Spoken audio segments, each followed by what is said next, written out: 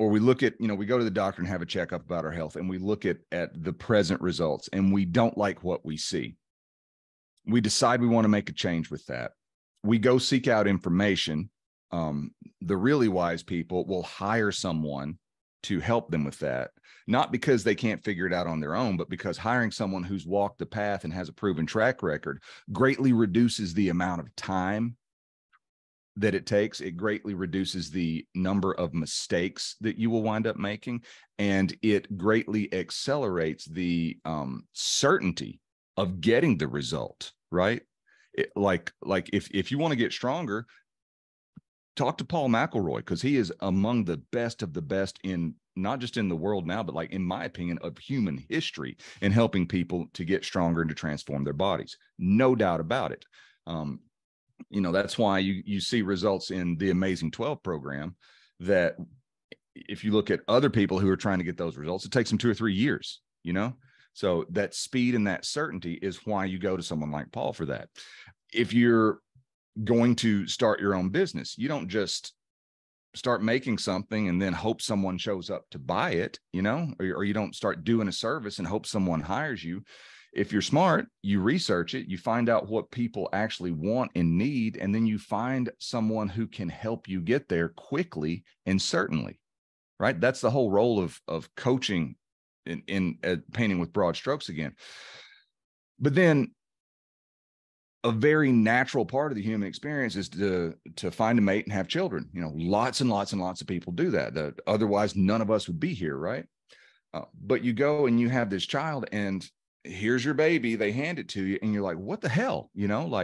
I don't know what to do here. And people can seek out coaching, people can seek out information, but hardwired into us is the experience that we had growing up. And so a lot of the guys that I work with come from a background of being what I would call normal, in terms of their health and fitness, in terms of their money. And so they show up and they do what they've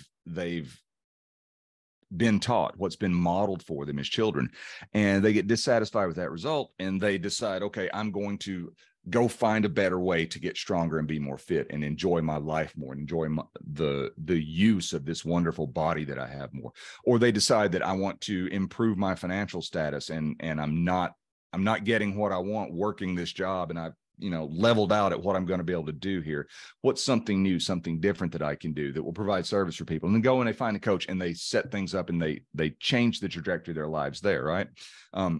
A lot of the guys that I work with are the first person in their family to be wealthy or successful and rise above poverty, or that blue collar, get a good job and work hard makes you successful kind of work ethic, right? I come from that. I come from a place of believing that money was something that was limited. It was a necessary evil, and that was combined with a very, well, to the point of it being limited. Like, here's an example of that I never realized, but this was just a common type of occurrence. Several years ago, maybe between 15 and 20 years ago, I had an uncle pass away, and both of my parents were still living at the time. And we went to the funeral, and my parents were both from Georgia, which is in the southern part of the United States. And so, culturally, funerals happen differently in different parts of the world. So for you guys over there, I'm not sure exactly how this plays out, but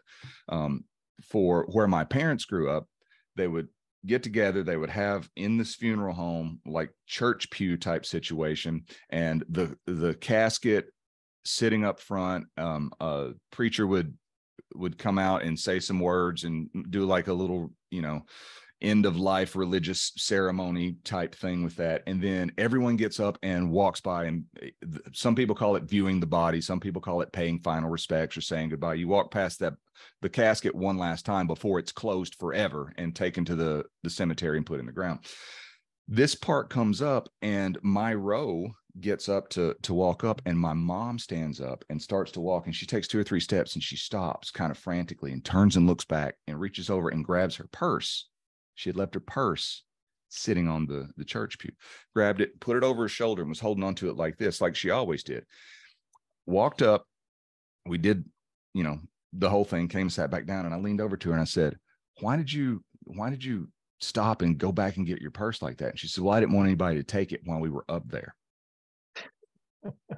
And it sounds ridiculous to say it out loud, but like, it was at that moment, like it's a switch flip for me. I'm like, she thinks that everything is limited. She thinks that if you don't really, really hold on tight to what you already have, someone will come and take it from you, even to the point that we're with a bunch of extended family. Maybe that's the reason. Maybe she knew how the extended family was, right? But I started thinking back over my life and realized that's how she was with anything to do with money ever. And so I grew up in that, and no amount of sitting around thinking about what it would be like to have an unlimited supply.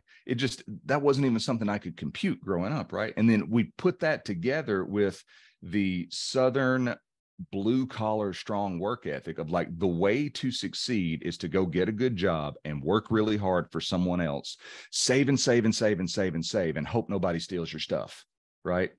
And, after going into business for myself, realizing that trading your time for money is the most ineffective way to build any sort of wealth, I'm like, what other areas growing up was I just given false information, not because my parents were being malicious, but because they didn't know any better. They inherited it. And I call that a generational cycle. It's just something that's passed on from one to the next, to the next, to the next. It's like what you were talking about earlier, Peter. You can look back and see that as an adult and think, okay, I don't want to be that way anymore. And you can make a change on it. But it can seem very, very daunting to do that, right? Because like a lot of the guys that I work with, like I said, they're the first person to get their stuff together in terms of money and in terms of taking care of their health. They are the first person to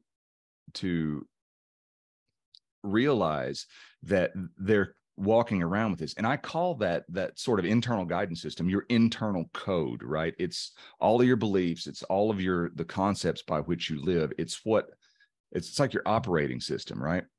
And so like there's three different definitions of code that I use. If I can go into teaching mode here for a moment, there is the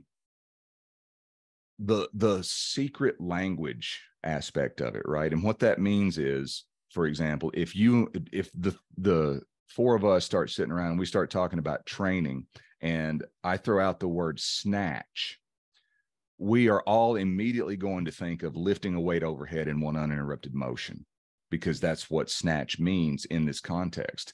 But in the States, snatch also means it's a euphemism for female genitals, right? Same over here. Yeah. Okay. Well, I don't want to, overstep my knowledge of culture, right? So that's another definition of snatch. Another definition of snatch is you have something and I grab it out of your hand. I snatched it up from you, right?